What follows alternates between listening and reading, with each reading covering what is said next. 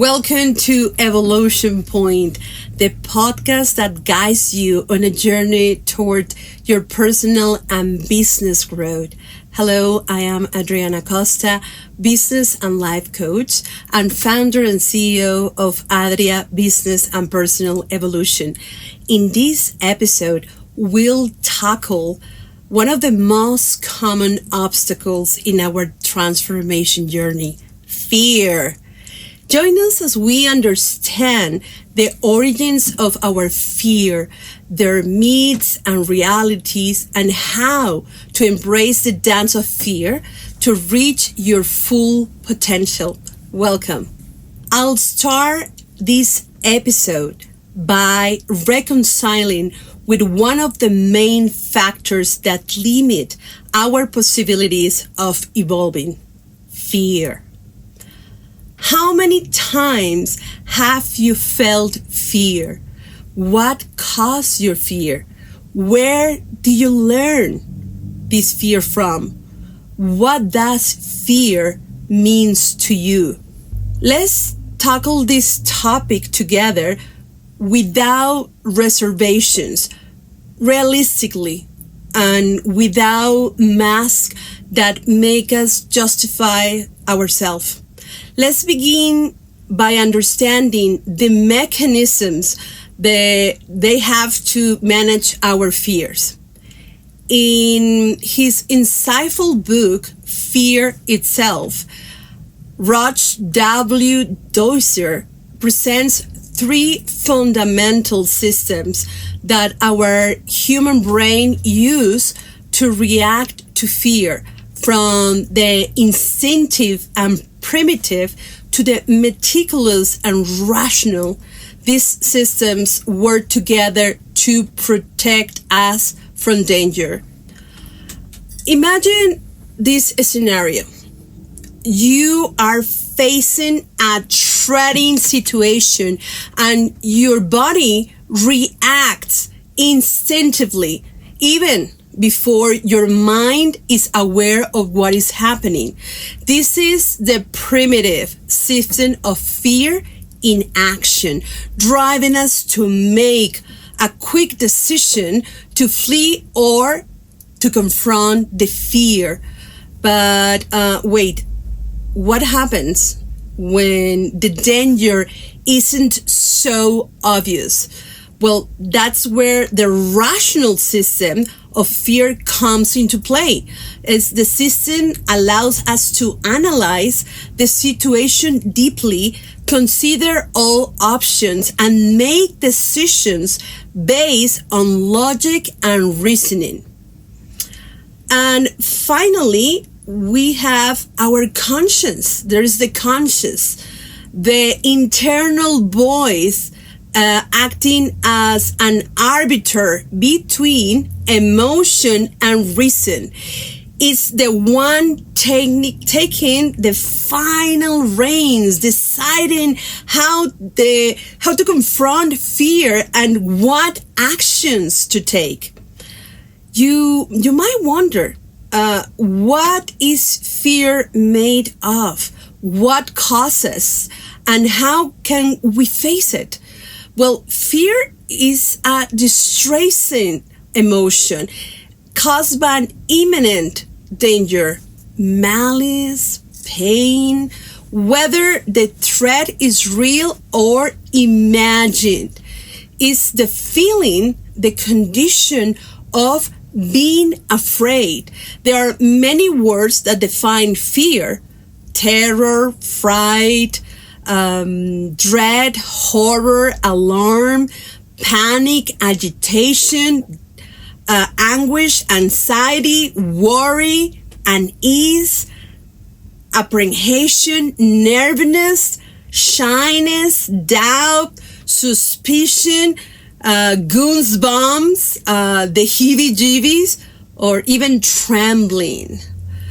No matter what words you use, what really matters is the effect and the impact fear has on your life. I must confess that my biggest fear for many, many, many years was speaking or being in front of a camera. I was staying behind the scenes and prefer speaking with people one-on-one or giving lectures, which also took me a lot of effort at first.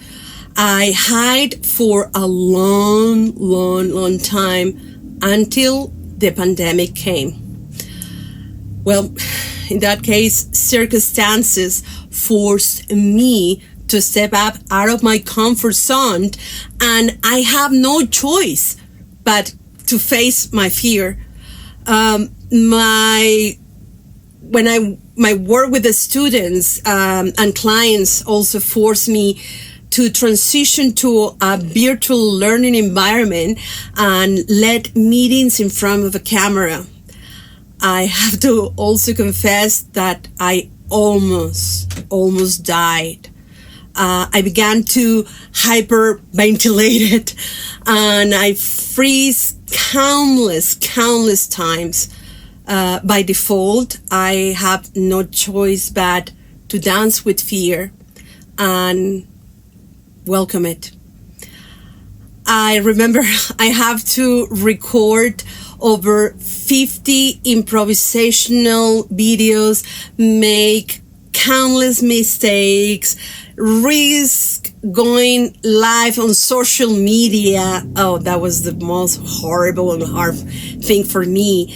And leave behind embarrassment and pride, understanding that every time I stopped taking risk, I was becoming obsolete. That's true. How did I do, since removing fear is very difficult? It is. Trust me, I know. I've been there. I know it. But what changed? The truth is the decision to do it, to be brave, and to realize that you have to do what you have to do. Challenge yourself. Become the person you deserve to be. That's non-negotiable. We all experience fear at some point of our life. Fear of rejection, failure, success, how to handle pressure and maintain high performance. For others, it's fear of love or losing it, fear of being alone, the fear of the unknown. Among other fears, I believe the fear of judgment and criticism from others is something that affects a lot of people nowadays. But we fear being perceived negative or rejected as well, which can generate anxiety and diminish our confidence. Fear of making mistakes, not meeting expectations, can also cause anxiety. The feeling of not being competent or expert enough on the subject can also contribute to fear. Self-demand and perfectionism. People who have high expectations of themselves and seek perfection can experience intense fear of not meeting their own expectation, or even worse, the expectation of others. Other typical fear is a negative past experience. Previous experience of embarrassing situations, rejections, or failure in public speaking can generate conditioning fear, where the communicative situation is always associated with negative emotions. That's what happens to me. That's why I want to bring this up. Where there are countless variations of fears. There are two main fears, common fears to all humans. The first one is we are not enough. I am not enough. The second one is we won't be loved. I am not loved. I won't be loved. But what price are you willing to pay if you continue to live in fear? Fear makes us doubt. Fear makes you doubt. Fear consumes you. Fear paralyzes you. Fear can undermine our psychological state and prevent us from acting. Fear diminish you, diminish our power, and make us feel more vulnerable. Fear make us forget who we are. Fear make us lose the essence of who we are. Fear remind us of our failures, our doubts, and our worries.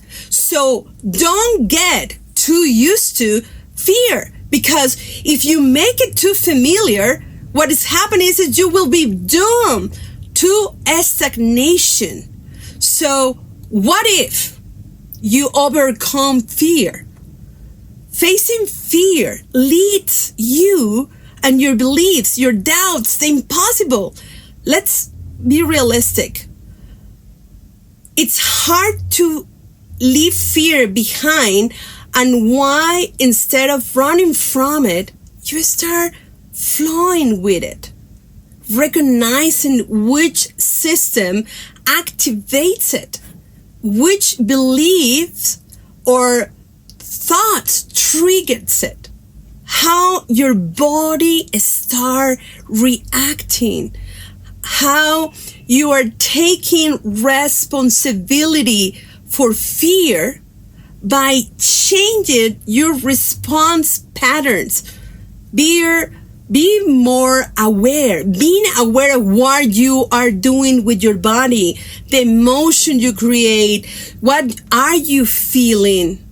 Awareness of what you believe. If you believe it, you create it. If you will believe what you focus on, you believe what you focus on. If you think red all the time, guess what? Everything turns red. Focus equals reality for people, even if it's not pure reality. What's the opposite of fear? What if you oppose fear? What's on the other side of the bridge? Well, let's begin with calm, for instance, confidence, perspective, possibilities, opportunity, expectation, possibility of conceiving, taking risk. How to overcome and reduce fear? Well, slow down.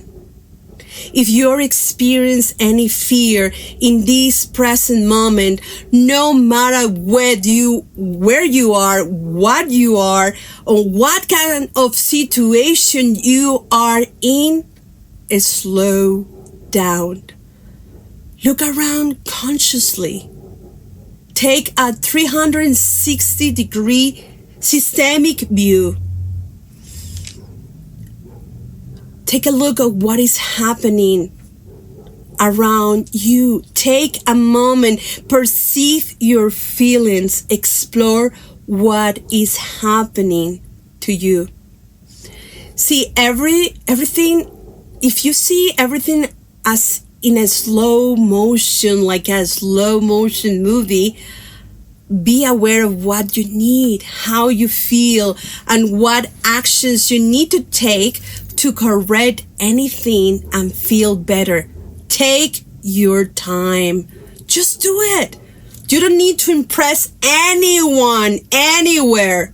So words can also heal and make you more aware of your fears and feelings.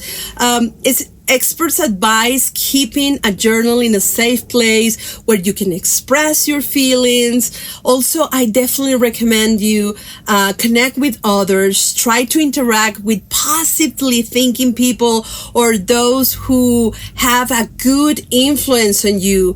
Reduce your stress. When you are stressed, cortisol productions increase, making you more vulnerable to infections and disease and other patterns.